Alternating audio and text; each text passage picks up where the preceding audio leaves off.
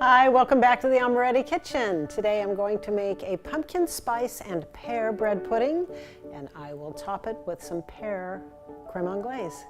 I'm going to be using several of our products. We have our white chocolate spread, our pumpkin spice extract, vanilla extract, pear extract, and some pear syrup.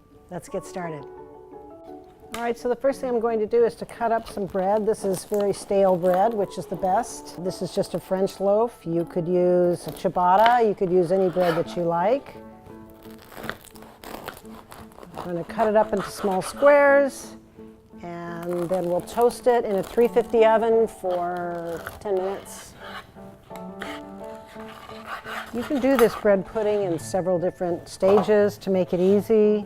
Toast the bread one day and mix your ingredients another day. You can always make the anglaise ahead of time. That will always keep. Once you get your mix together of the bread pudding, you want it to sit overnight so that all the flavors meld before you bake it.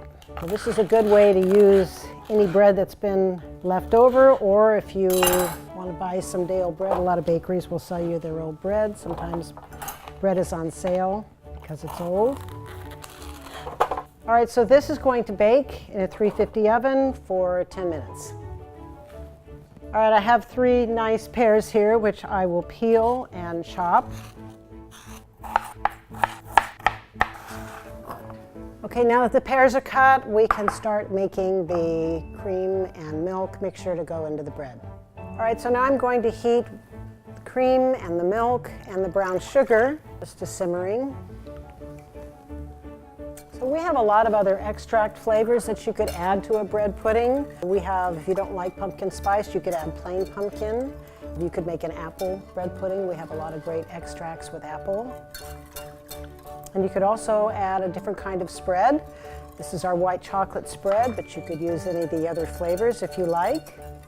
We have chocolate almond, we have a coconut, dark chocolate, we have a hazelnut. All right, so this is simmering. I'm going to turn this down and we'll temper in some eggs. I have 4 eggs here. Whisk them up a little bit.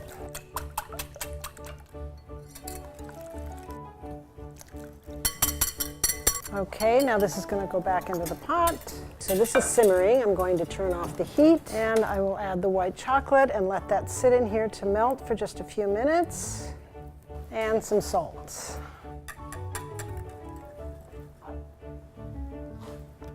So now we have some pumpkin and our extracts. So we have pear, we have pumpkin spice, and some vanilla. I can smell the pumpkin spice. It's a very nice smell. Okay, now that this is all combined, we will add it to the bread. All right, so this toasted bread is cooled. And we're going to add the mixture.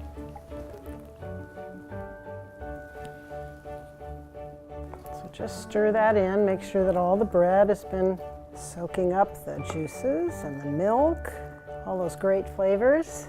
Okay, we're going to add our pears and the cranberries. All right, so I'm going to stir this, and then it will be covered and it will sit in the refrigerator overnight, and then we can bake it. You definitely want this to sit overnight so all the flavors meld and all the liquid gets absorbed into the bread. If in the morning or after you've let it sit for at least 4 hours, if it has soaked up all the liquid, you can always add a little bit of milk or cream, but it should be okay with this. All right, so this is going to get chilled.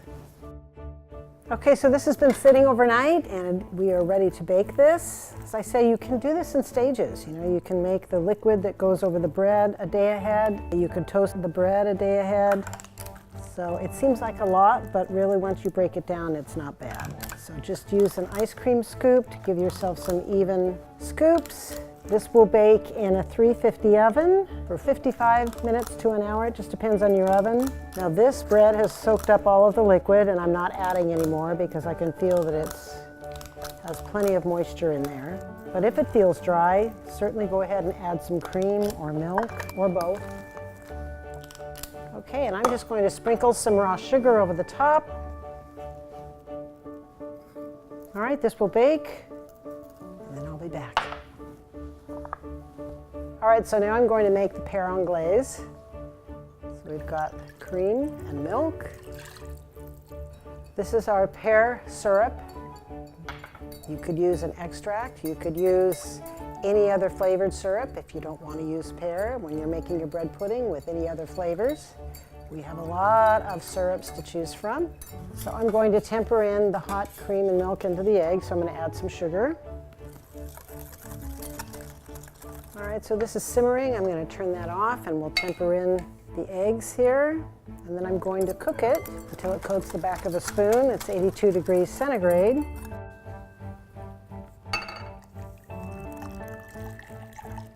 Okay, so we're going to heat this for just a few more minutes. I have a thermometer here. I want to make sure that it gets to the right temperature.